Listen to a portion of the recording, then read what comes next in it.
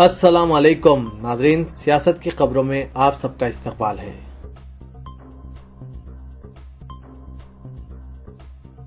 कांग्रेस ने आज वजीर आजम नरेंद्र मोदी से कहा कि इन्हें फौरी इस्तीफा दे देना चाहिए क्योंकि वो एक वजीर आला के बशमुल 4 खातून वज़रा के इस्तीफे हासिल करने में नाकाम हो गए हैं। इनका वजीर आजम जब बेबस हो जाता है तो इख्तिदार का अहल नहीं होता। बीजेपी की 4 खातून वज़रा ने मुबैना तौर पर बदउनवानियों का इर्तिकाब किया है। कांग्रेस के तर्जुमान राज बब्बर ने कहा कि अगर वजीर आजम इन ख़वातीन के इस्तीफे लेने से कासिर और कोई कार्रवाई करने से बेबस हैं तो इन्हें अज खुद मुस्तफ़ी होना चाहिए। इन्हें अवाम से अपनी नाकामियों के लिए माज़रत ख्वाही करते हुए यह वाज़ेह करना चाहिए कि वो रिश्वत सतानी पर काबू पाने में नाकाम रहे हैं। वज़ीर आज़म पर शदीद तनकीद करते हुए कांग्रेस तर्जुमान ने कहा कि मोदी इन तनाज़ात के दरमियान खामोशी अख्तियार किए हुए हैं। 4 ख़वातीन भी गूंगी हो गई है, जबकि वज़ीर आज़म खुद को शोला बयान लीडर समझते थे। अब इनकी बोलती बंद नजर आती है। कांग्रेस ने बीजेपी के 4 खातून वज़रा वसुंधरा राजे, चीफ मिनिस्टर राजस्थान सुषमा स्वराज, स्मृति ईरानी, दोनों मरकजी वज़रा और पंकज मुंडे महाराष्ट्र की वजीर को निशाना बनाया और कहा कि इन्हें इख्तिदार पर रहने का अखलाकी हक नहीं है।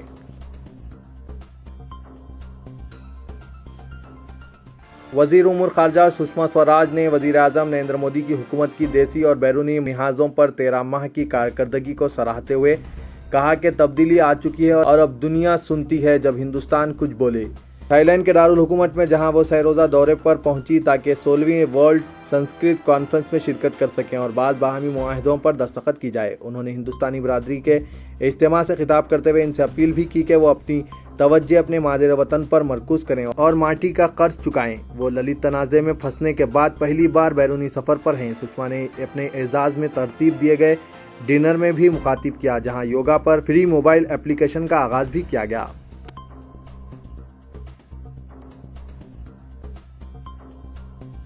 तेलंगाना एंटी करप्शन ब्यूरो ने नोट बड़ा अवार्ड स्कैम के सिलसिले में चीफ मिनिस्टर आंध्र प्रदेश चंद्रबाबू नायडू को नोटिस जारी करने की तैयारी शुरू कर दी है और तौक़्क़े है कि अंदरून 2 दिन इस सिलसिले में कतई फैसला कर लिया जाएगा। वज़ीर आला के चंद्रशेखर राव इस मसले पर कानूनी माहिरीन से मुशावरत के बाद ACB को इस कार्रवाई के लिए हरी झंडी दिखा दी है। ज़राए ने बताया कि चंद्रबाबू नायडू की आवाज़ से मुतालिक ऑडियो टेप के बारे में फॉरेंसिक रिपोर्ट मिलने के बाद एंटी करप्शन ब्यूरो ने नोटिस की इजराई का फैसला किया है। बताया जाता है कि फॉरेंसिक लैब ने ऑडियो टेप में चंद्रबाबू नायडू की आवाज़ की तौसीक की है। ये रिपोर्ट तेलंगाना ACB के लिए नोटिस की इजराई के सिलसिले में अहम सबूत के तौर पर काम आएगी। ज़राए ने बताया कि फॉरेंसिक रिपोर्ट मिलते ही ब्यूरो के आला ओहदेदारों ने वज़ीर आला के चंद्रशेखर राव से मुशावरत की। बताया जाता है कि रिपोर्ट के सिलसिले में मज़ीद माहिरीन और ख़ास तौर पर फॉरेंसिक और इंफॉर्मेशन टेक्नोलॉजी के माहिरीन की खिदमात हासिल की जा रही है।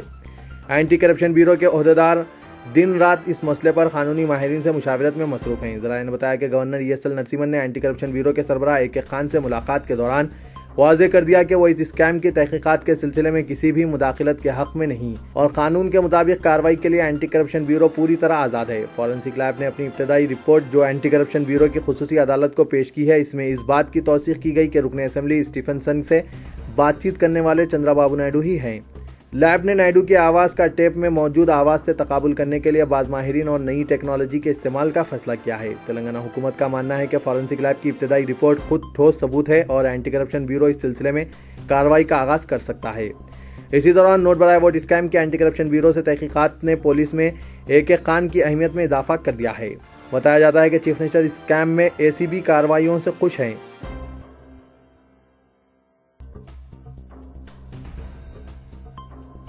Chief minister Andhra Pradesh N Chandrababu Naidu ने कहा कि रियासती हुकूमत का आइंदा 10 साल तक हैदराबाद पर हक है और इनकी हुकूमत अपने मुलाजमीन के हुकूक पर कोई समझौता नहीं करेगी। तेलुगु देशम सरबराह, रियासती वज़रा, अरकान पार्लियामेंट, अरकान असेंबली, कानून साज कौंसिल के अरकान, जिला परिषद के सदूर नशीन, पार्टी के जिलाई सदूर व जनरल सेक्रेटरीज के साथ एक खुसूसी इजलास से खिताब कर रहे थे। इस मौके पर चंद्रबाबू नायडू ने कहा कि तंजीम जदीद आंध्र प्रदेश कानून के दिफा 8 के तहत हैदराबाद में लॉ एंड ऑर्डर के लिए गवर्नर इंचार्ज हैं और उन्होंने गवर्नर से अपील की कि वो अपनी जिम्मेदारी निभाएं। हैदराबाद को आंध्र प्रदेश रियासत की तकसीम के बाद दोनों रियासतों तेलंगाना व आंध्र प्रदेश के लिए आइंदा 10 साल के लिए मुश्तरका दारुल हुकूमत है। वज़ीर आला AP ने कहा कि तकसीम रियासत के बाद पहले साल में दोनों रियासतों को अपने मसाइल काबिल कबूल अंदाज में हल कर लेने चाहिए।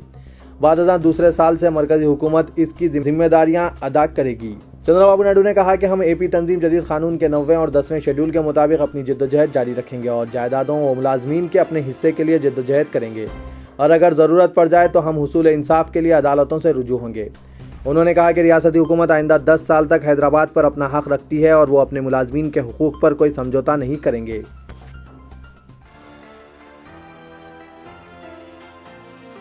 گریٹر حیدرآباد میونسپل کارپوریشن انتخابات کے پیش نظر جی ایچ ایم سی نے گریٹر حیدرآباد کے حدود میں بینرز، پوسٹرز، نعروں کی تحریریں اور فلیکسی کو چسپاں کرنے پر پابندی کرنے کا منصوبہ رکھتی ہے۔ بتایا جاتا ہے کہ ہر ماہ کئی 100 کلو بینرز اور پوسٹرز کی شکل میں ناکارہ اشیاء کو اکٹھا کیا جاتا ہے، جبکہ انتخابات کے موسم میں اس کی تعداد میں مزید کئی گنا اضافہ ہوتا ہے۔ تاہم بلدیہ اس طرح کے عمل کو مکمل طور پر ختم کرنے کی خواہاں ہیں۔ اس کے لیے جی ایچ ایم سی نے شہری حدود میں بینرز، فلیکسی اور پوسٹرز کی تنصیب پر مکمل طور پر امتناع عائد کرنے کا ذہن بنا لیا ہے، جس کو 19 جون کو منعقدہ کل جماعتی اجلاس میں جی ایچ ایم سی نے سفارش بھی پیش کی ہے۔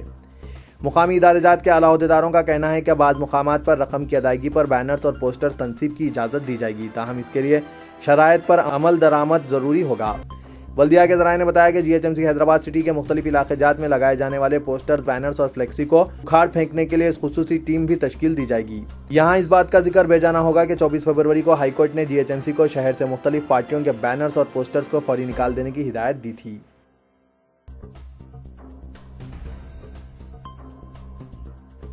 دونوں شہروں حیدرآباد و سکندرآباد کی کئی مساجد میں آج ماہ رمضان کے پہلے دہے کا اختتام عمل میں آیا۔ تاریخی مکہ مسجد میں امام و خطیب مولانا حافظ و قاری محمد عبداللہ قریشی الظہری کی نگرانی میں حافظ و قاری مولانا محمد رضوان قریشی امام مکہ مسجد نے پہلے دہے میں 3 پارے سنائے۔ پہلے دہے کے اختتام پر مصلیوں کی جانب سے ان کی بکثرت گلپوشی کی گئی۔ قبل ازیں مولانا محمد عبداللہ قریشی الظہری نے رخ تنگیز دعا کرتے ہوئے امت المسلمین کی کامیابی و کامرانی کے لیے دعا کی۔ مکہ مسجد کا اندرونی اور بیرونی حصہ مصلیوں سے مکمل بھر چکا تھا۔ ہر طرف روح پرور منظر دکھائی دے رہے تھے۔ پہلے دہے کا دوسرا بڑا اجتماع شاہی مسجد باغ عامہ میں دیکھا گیا، جہاں مولانا حافظ و قاری محمد عبدالرحمن خطیب و امام شاہی مسجد کی نگرانی میں حافظ و قاری مولانا محمد عبدالرحمن حسن الحمومی نے پہلے دہے میں روزانہ 3 پارے سنائے۔ مولانا نے اختتام پر رخ تنگیز دعا کی۔ مسجد کا اندرونی و بیرونی احاطہ مصلیوں سے کھچا کھچ بھر چکا تھا۔ جامع مسجد چوک و دیگر مساجد میں بھی آج پہلے دہے کے اختتام پر حافظ صاحب کو تہنیت پیش کی گئی۔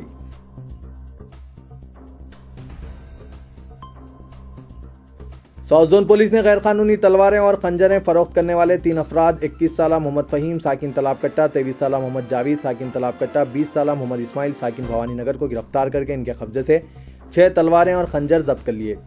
ڈی سی پی ساؤتھ زون پی ستیہ نارائنا نے ایک پریس کانفرنس میں گرفتار ملزمین اور ضبط شدہ ہتھیاروں کو پیش کرتے ہوئے بتایا کہ یہ لوگ 2 ماہ قبل اجمیر راجستھان سے خرید کر حیدرآباد لاتے اور ضرورت مند افراد کو بھاری قیمت میں فروخت کرنا چاہتے تھے۔ اطلاع ملنے پر انہیں گرفتار کر لیا اور ان کے خلاف تعزیرات ہند کی دفعات 188B 25(1) انڈین آرمز ایکٹ کے تحت مقدمہ درج کر کے انہیں بھوانی نگر پولیس کے حوالے کر دیا۔